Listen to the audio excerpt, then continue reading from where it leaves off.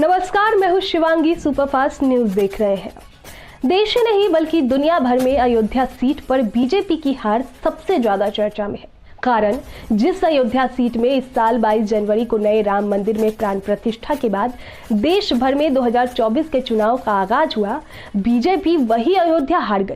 पिछले 40 सालों से जिस अयोध्या के राम मंदिर आंदोलन के बदौलत बीजेपी ने अपनी पूरी पार्टी खड़ी कर ली, वो अयोध्या भाजपा राम मंदिर के प्राण प्रतिष्ठा के कुछ ही महीनों के भीतर ही हार गई।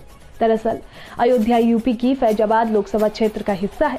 फैजाबाद लोकसभा में 6 विधानसभा आती है। विधानसभा वोट की बात करें तो जिस अयोध्या में राम मंदिर निर्माण का जिक्र भाजपा की रैलियों में रहा, उसी अयोध्या में बीजेपी को इंडिया ब्लॉक के प्रत्याशी से करीब 4000 से अधिक वोट मिले। ये बात बीजेपी के समर्थकों को हजम नहीं हो रही है। इसी के तो चलते सोशल मीडिया पर तमाम बीजेपी समर्थक अब अयोध्या वासियों को लेकर तरह तरह की बयानबाजी कर रही है। अब जानते हैं किस विधानसभा में किसे मिले कितने वोट। अयोध्या में इंडिया ब्लॉक को 1,04,000 वोट मिले, बीजेपी को 1,04,661 वोट। रुदौली विधानसभा में इंडिया ब्लॉक को 1,04,113 वोट मिले, वहीं बीजेपी को 92,410 वोट मिले। बात करें मिल्कीपुर विधानसभा की तो इंडिया ब्लॉक को वहां 95,612 वोट मिले, वहीं बीजेपी को 87,879 वोट मिले। विकासपुर विधानसभा में इंडिया ब्लॉक को 1,22,543 वोट मिले, वहीं बीजेपी को 92,859 वोट मिले। दरियाबाद विधानसभा में इंडिया ब्लॉक को 1,31,277 वोट मिले। अब बीजेपी को वहां पर 1,21,183 वोट मिले। तो ये है अयोध्या का। अब जानते हैं अयोध्या का जातीय समीकरण। इस हार की सबसे बड़ी वजह यहाँ का जातीय समीकरण बना। देखिए, अयोध्या में जातियों का आंकड़ा समझ लीजिए। अयोध्या में सबसे ज्यादा ओबीसी वोटर है, जिसमें कुर्मियों और यादव की संख्या सबसे ज्यादा है।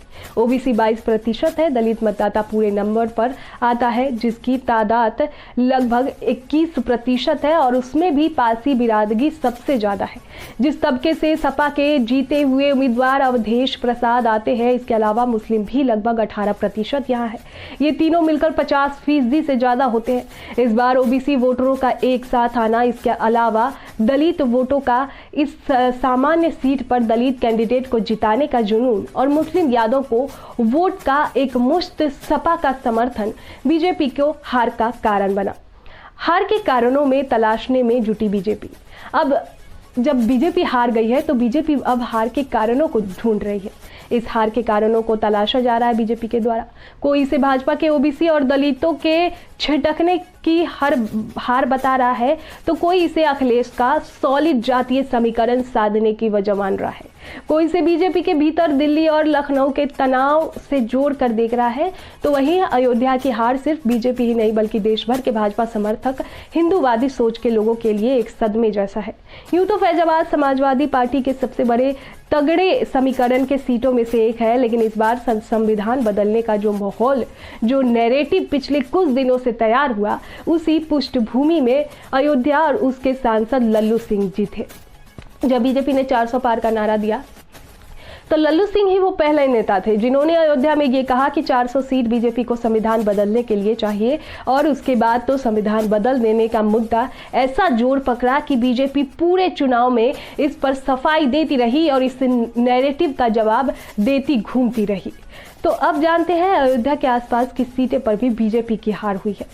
देखिए, आपको बता दें कि इसके अलावा अयोध्या के विकास में लोगों की जमीनों का अधिकार ग्रहण और मन मुताबिक मुआवजा न मिलने भी एक नाराजगी की वजह बनकर सामने आई। अयोध्या में लोगों के बीच एक चर्चा रही कि अयोध्या में अगर मंदिर बना तो अयोध्या शहर का अगर विकास हो रहा तो इसका फायदा अयोध्या के सुदूर गांव वालों को नहीं मिल रहा, बल्कि बाहर से आने वाले बिजनेस करने वाले लोगों को ही उठा रहे।